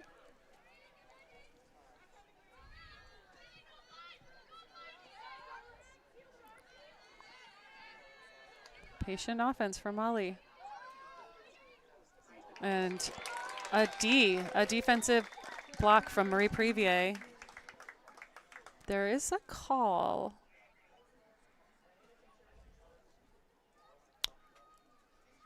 It may be going back. It is Soul disc. Soul is on offense, and the clock is running. 50 seconds left in the third quarter. I think the conversation may have been about if the disc was out of bounds and if it went back in bounds, which would affect the finding location Anna of the Gustafson, disc. finding Dina Elamelek, finding Mascara, finding Miri Previer in the end zone. That is another break for Atlanta Soul. Marie wide open in that end zone as well. She had no one guarding her, so all Soul had to do was find her there. But lots of credit to the Soul for getting it over to the break side to find that opportunity. Right. And 32 seconds still left on the clock in this third quarter. This game is so tight, and yet it is quite a high-pressure game. So let's talk a little bit about these players. I want to shout out a couple of the Soul players that we haven't gotten to talk a little bit about yet. Can we talk about Caitlin Aycock? Caitlin is a player who has been a practice player on Soul 2 years ago. She was an alternate last year, and she is a full roster player this year and is making a huge impact already. She came from the Georgia Tech program, Georgia Tech Rec. Shout out to y'all who are watching. And really helped build that program over the years and stepped on the team this year. And I quote from the coaches after tryouts, she was the best player out there. And that was so fun seeing her just like develop and grow and now become this absolute powerhouse player. Other players on the line that we haven't talked enough about. Liv Ford. Honestly, we haven't talked enough about Liv today, which is amazing. It's good to see her back on the line as well, too. Yes, that's a good point. No longer injured. Did take that injury sub earlier. Liv has just, second-year captain for Atlanta Soul, but has honestly been a leader every year she's played for Atlanta Soul. We love seeing her out here. And we're back in person defense. Holy great layout. guacamole. What an incredible block from Dina Elamelek. Full extension layout block. I got tingles again. All right, let's see if Seoul can run out this clock. 12 seconds.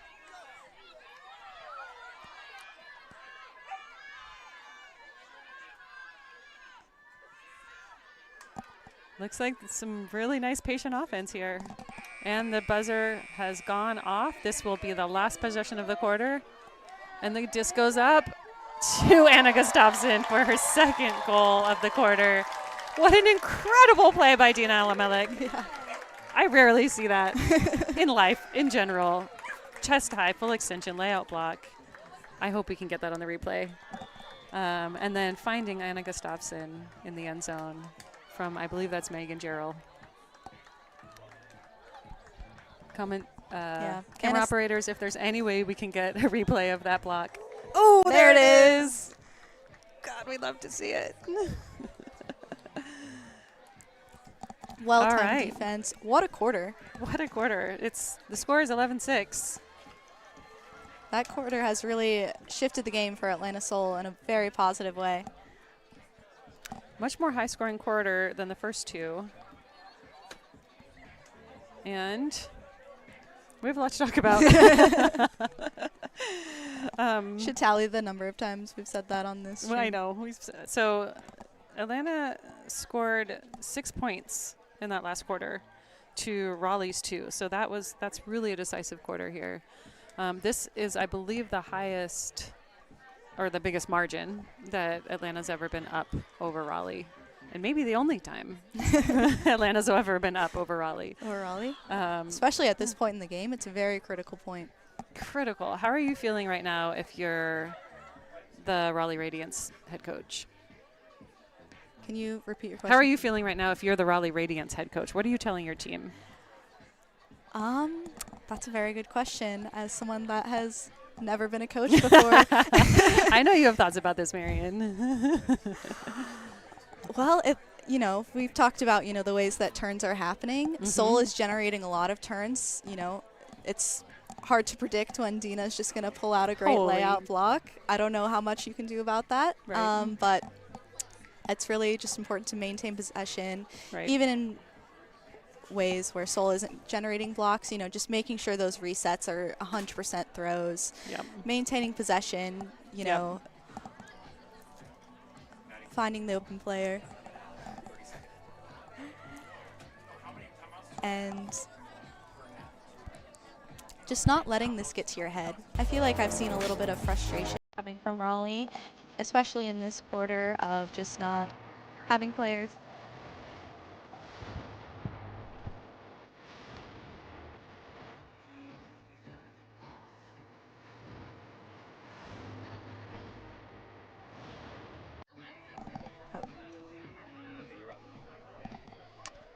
All right, and we're back. We want to give a quick shout out to Ida Cleats. Big thank you to Ida Cleats for partnering with the PUL this season. Ida Cleats makes soccer cleats built for women. They prioritize high performance and comfortable footwear for athletes who have traditionally been an afterthought. You can use code PremierUltimate15 for 15% off your next IDA cleat order at idasports.com. I can personally attest to these cleats. I wear them and I like them a lot.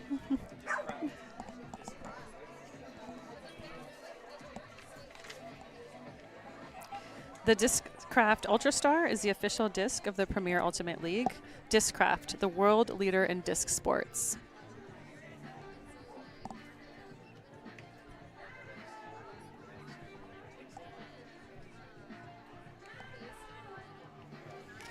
Man, what an exciting game. We've got a lot going on here. Yeah, last quarter of the game, we get to start out on offense, which, as you said, is probably the best position to be in. Yahoo!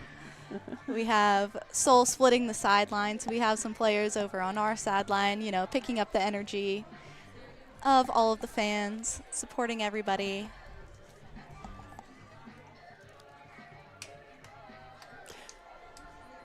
I've seen a really wide rotation that the Seoul coaches are using on offense. I wonder if that's helping them. I mean, the Radiance starting 7, it's just been pretty much the same starting 7 this whole game.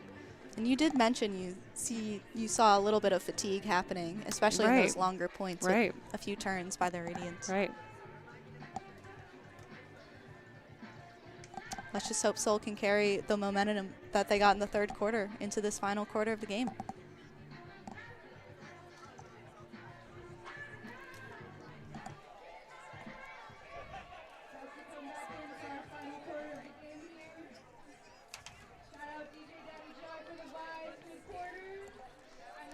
But this game, compared to other Seoul vs. Radiance games, have you seen anything like this before? No. Decisively, no. Well, maybe, but let's talk about it after this point. All right. Seoul on offense. Hawkins picking up the disc to Green with a beautiful around break to Tori Taylor. Morgan Lally streaking deep. We've got, oh my goodness gracious, Tuna laying out for an incredible fingertips grab, keeping the disc alive. Seoul wants this badly, you can tell. Ali Malik back in the middle of the field. Hitting Green, almost just a no look. Taylor to Hawkins for the score in 42 seconds. Gotta hand it to him. That's a great point. And that O point is exactly the kind of O point we've been liking all game, you know. Right. Finding the open player, switching the fields, not rushing it, you know. Hitting someone right off the front of the stack in an end zone is just exactly what you want. Marianne, you are so right on with that. I mean, that's really what we've wanted to see from Seoul all game. And they've had these moments of doing it. And then have maybe rushed it or like taken a deep shot that wasn't quite there. And when they play that style, there's just no beating them. Yeah, it seems like they're really dialed in for this portion of the game. You know, seeing Seoul, you know, last week's game against Nashville, a little bit of a blowout, 22-5. I feel like Seoul's, you know, being much more challenged by this Radiance team. Up 12-6 in the fourth quarter. We're seeing a whole different team come out here today. What are you thinking now about Atlanta Seoul and their prospects for the rest of the PUL season? You know, I was a little worried that Seoul's only game going into this one was such a blowout, just because, you know, they haven't been challenged in the way that Radiance usually does challenge them. But it looks like in that first game they were just able to try out, you know, everything and figure out what works for them, and it's caused them to be a very dynamic team in this game. Right. And you see a bit on that swing throw from Kei Chang, trying to get the block in the cup. You see this same cup, Murphy, Chang, Jasky. They have been running hard all game in this front wall. And a drop under pressure from Marie Previer. And there's a turn. Yeah, it seemed like that pressure was definitely a factor in that turn. Captain Doran picking up the disc so solid, so incredible.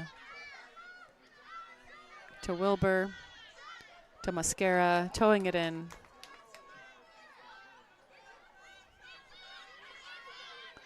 Finding Previer, finding Mascara back again. Previer striking, Jasky striking.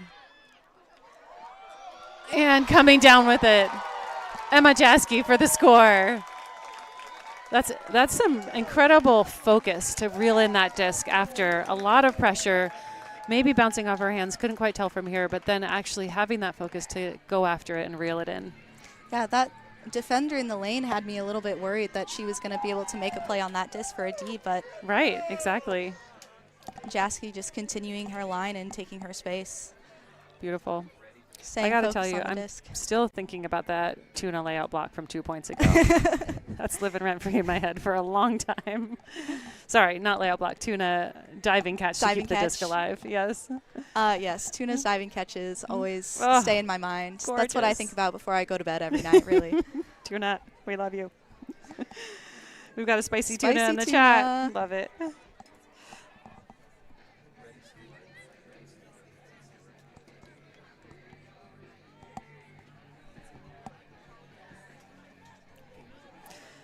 All right, there's some other games happening right now for the PUL. Let me find them. Well, Yes, I can't wait to watch the Shadow game immediately. yes, after at this. 7 p.m. is the Shadow versus New York Gridlock game. And then that's the game of the week, I believe. And then at 7:30 is Milwaukee versus Minnesota. So we'd love for folks to stay on this live stream and watch those two games. And we've got another turn from Radiance with giving Seoul another chance to score. Liv Ford picking up the disc. Immediately finding Caitlin Aycock, 23. Back to, yep. No, I'll let you dictate the O point. Back to Ford. Now Aycock striking up line, and Jimena to Tori Taylor. Switching the field again. Finding Jimena, who finds Mascara. Big fakes, moving that mark. Finding that IO throw to Anna Gustafsson. Back to Hime. And there is a pick call. When you see the players with their arms outstretched like strong arms, I don't know how to say that, or elbows bent, that is a pick call. Picks are not legal in Ultimate, and so play must stop and players readjust.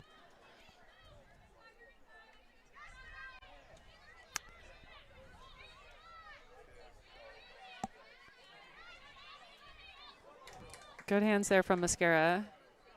And back to Jimena Montagna, who puts it to... I didn't quite catch who that was in the end zone. I thought so. Okay. That one, Caitlin Aycock in the end zone for a kick spike for the score. Beautiful score. Yeah, it is exciting to see so many different players get success in the end zone. But I was going to say a moment ago is that it looks like Raleigh might be getting in their heads a little bit at this point in the game. That was a surprising sort of second throw turnover from Radiance on that last point. Normally they've got some composure and some focus. Yeah, especially in the shadow game. They were having clean holds for most of the second half, able to maintain possession, not really throwing the disc away. So it is unexpected to see them turn it so quickly.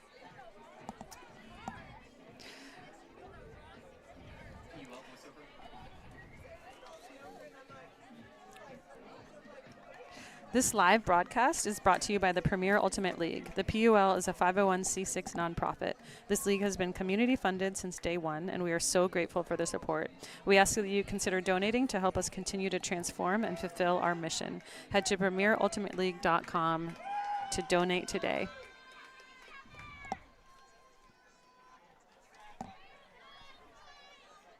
All right, Radiance. Couple changes to this O-line. We've got Wilson. We've got number 15. 15 is Emma Cole. Yep, she's been playing more defense this game. Yeah, I can give a little shout out to Emma Cole. She is a player from ECU. I played against her in college. She is from a smaller program, so it is really exciting to see someone that I have personally played against out there on the field. Nice. And Radiance with more patience until, commentator's curse. We were seeing a lot of great patience there, working the disc, and just that last throw into the end zone a little bit rushed. Let's see what Atlanta Soul can put together on this break chance. And Soul is used to having it right on the heels of our end zone, starting with the break, so. Full length of the field to go. Ellie Malik having an incredible game. And there's Lally again. Beautiful cuts to open up the rest of the field. Finding Green. Back to Lally. You've got Tori Taylor coming in for those unders. Yeah, Morgan has been a big person in this game in the middle of the field. She really has. That's a difficult role to play. You know, you often drawing the other team's best defender. Oh, beautiful throw from Dina Elimelek to Ellie. Ellie Thompson. That's the second score for Ellie, I think. Amazing. At least the second.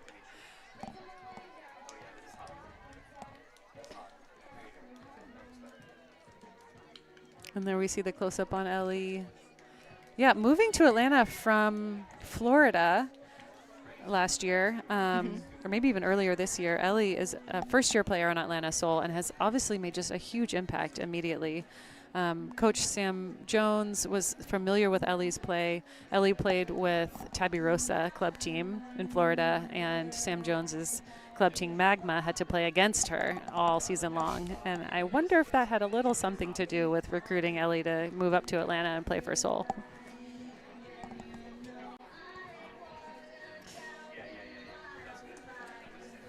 You're seeing The all last gas, no brakes in the chat, and I could not agree more. And we have a question in the chat. When was the last time Raleigh scored? And it was in the third quarter. They had 6 points to end the third quarter, and they have 6 points now halfway through the fourth quarter. So they have not. This has been a scoreless fourth quarter for them compared to a 4-0 run that Atlanta Soul is on right now. This is exciting. And even more changes to their O-line. Let's see this vert stack that Radiance is putting together. And I know Jenny would be very disappointed if we didn't acknowledge the break train Soul is on right now. Shout out Jenny Gold. She'll join us back in the commentators booth next May 9th for Soul's last home game. She does love a good break train. And a huge hut coming from Lyra Olsen, number 3, looking for her teammate downfield, and it just can't quite connect. I believe that was Audrey Lyman going for that score. And so Soul will pick it up with another chance to break. I've actually lost count of how many breaks Soul has had. My little ticker. I got distracted. But we've got quite a few, might be commentator's curse there. Turnover for Atlanta Soul. And Radiance has a chance to hold, but Mia Griner says, I don't think so, and takes that disc right away with another chest high layout block. I don't think so. And a timeout is called, so the result of this throw will not stand. Looks like the Soul coaches know what they're doing.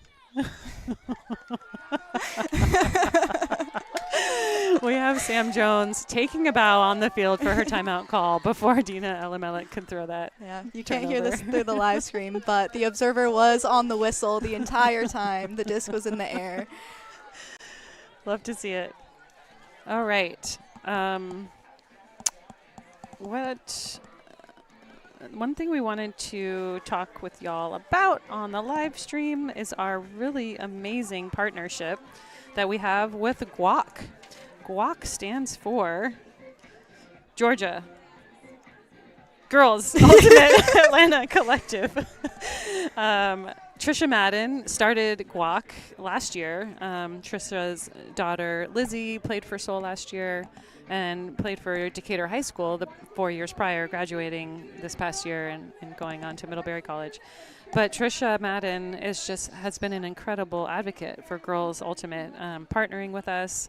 GUAC is a group of kids, parents, and friends who love chasing Frisbees. Their mission is super simple: provide and promote more opportunities for girls to play Ultimate. On Sunday, May 3rd, GUAC and Soul are co-hosting a free Throw with the Pros field party with throwing games and a scrimmage. This is for girls 6th through 12th grade. Visit guacfrisbee.com for more info. Girls and gender-expansive youth are invited. It is really exciting to see Ultimate reaching younger audiences. So we have a comment in the chat, hard to not think a bit about how much this point diff is going to help Atlanta for the playoffs, right? Yes, we have been thinking about that. I'm wary to say it until we get later in the game because, super superstitious over here. And that's an incredible grab by Dina Elimelech. Holy guacamole. I think that's going to be my catchphrase for Dina. Holy guacamole. Holy guac. Oh, just like we just shouted out guac. Sorry, we've got some pun lovers over here. Atlanta Soul just playing such easy flowing offense, finding these open people everywhere. And just, oh goodness, I didn't quite see what happened because of the sideline folks, but it looks like that throw to Liv Ford was a little out of reach as she bid for it. And Radiance with a chance. Let's see what they can come up with.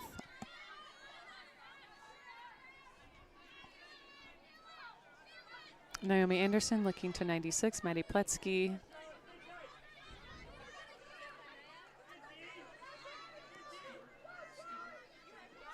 And a big huck going up. 2 Seoul defenders underneath it, both coming down with it, getting a hand on it. No call on the play there, and it is a turnover. Charlotte Doran jogging back to pick up that disc. Only 10 seconds to pick up the disc when it turns over on the playing field. And Seoul is off.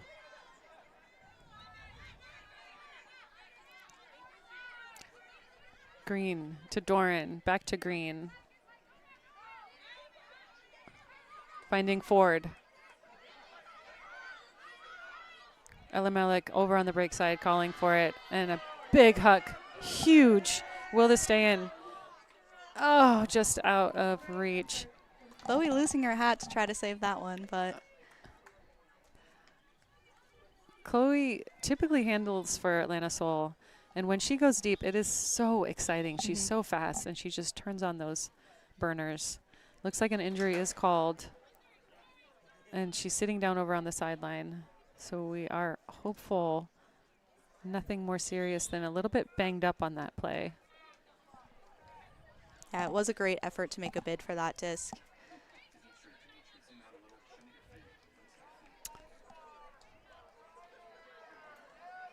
Looks like a timeout is called.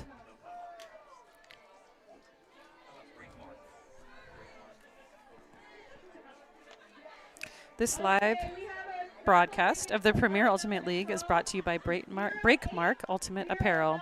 Go to breakmark.com to place your next custom team order or check out the PUL and Seoul shops. And you can see a ton of Breakmark jerseys out here on the sideline. The PSP is the player sponsorship program. It is Atlanta Seoul and every PUL team's largest fundraiser of the year, where we sell jerseys and you all buy them. Thank you very much. And it's a special jersey designed every year that only sponsors of the player sponsorship program have access to. A lot of my friends have bought them. Thank you so much for all of your support for Atlanta Seoul and for every PUL team. I was so happy to buy Jackie Lai's jersey this year. She is the head coach of Indy Red, first-year head coach for them, but she's been assistant coaching them for a couple of years, and it makes me so happy to see so many women and gender-expansive folks head coaching in the Premier Ultimate League.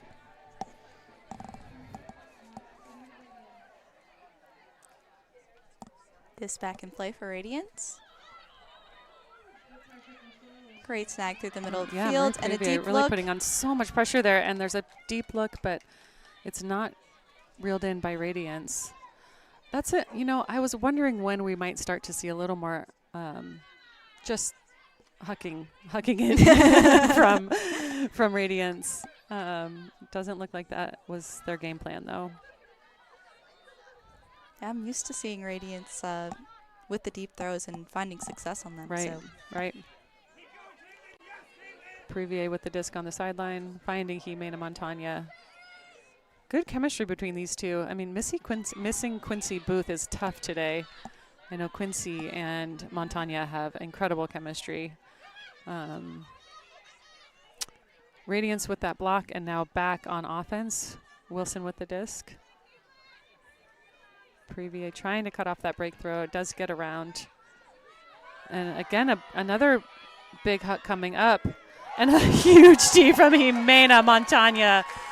What a player. She is just all over the place today. All over it. Yeah, that again, D came out of her having eyes on the disc long before it ever occupied where she was. So Jimena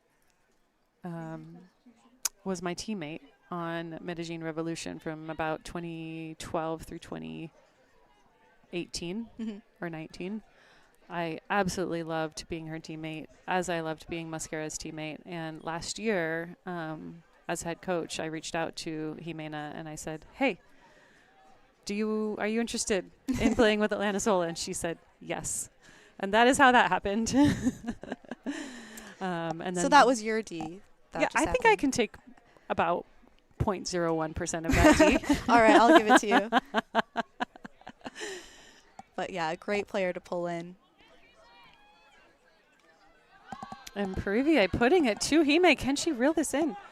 not quite on the field, and so she's not able to go for it. But we do like our field position now. And the disc did land in bounds at least. And that's a turnover from Radiance. Looks like now they're getting a little tired and maybe rushing a little bit. And Seoul back with the disc. Clock is ticking down on this quarter. We only have about a minute left to play.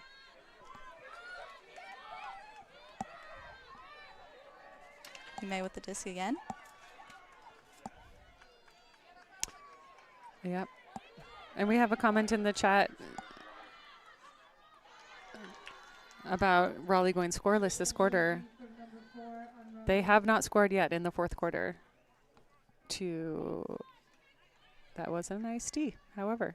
So Radiance will have a chance to score with 53.8 seconds left on the clock. Is this still the same point where Radiance called that timeout?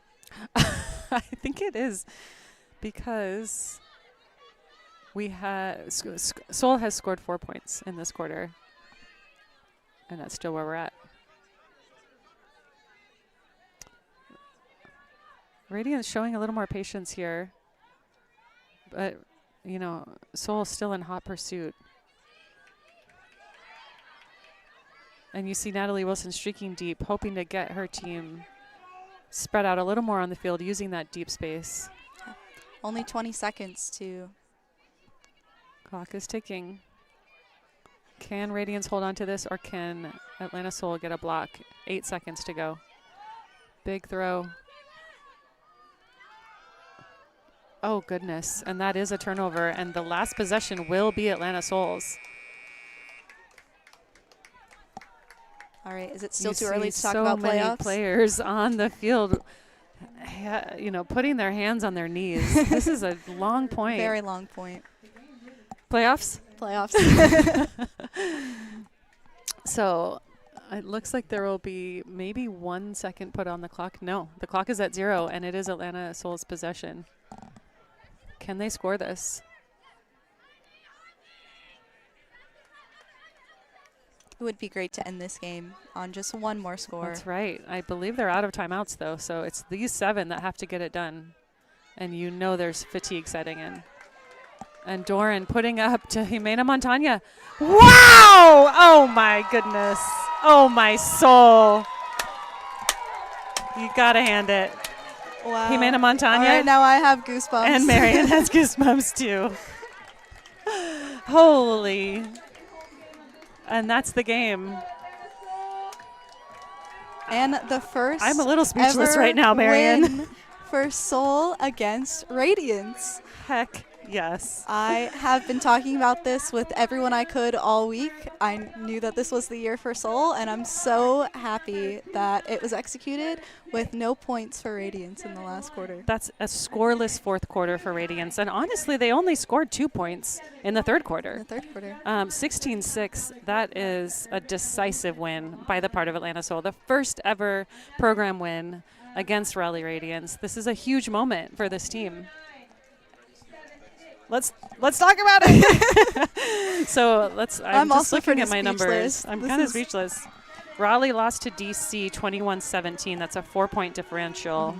And we have Atlanta Seoul beating Raleigh Radiance by 10. So that's a 10-point differential. This has very, very interesting implications for the PUL. Yeah. So I know wins and losses, especially with so few games, are very instrumental in the playoff run. Huge. But what about point differential? It matters. It matters a ton. Last year, Atlanta Seoul was tied for third place. And there was a possibility they could have gone to playoffs depending on the outcome of the Austin Radiance game. Had Austin beat Radiance by 6 or more, there was a chance that would have sent Atlanta Seoul to the playoffs. So point differential matters a ton, and we'll be watching very closely. So just a reminder to folks to please stay on and watch 2 more PUL games happening today, one at 7, which started 10 minutes ago, and one at 7:30. And please keep supporting the PUL. Anything else, Marion? This was a very exciting game. a very exciting second half, and I was very happy to be a part of it. Thank you so much for having me, We'll Maddie. see you on May 9th for our last home game.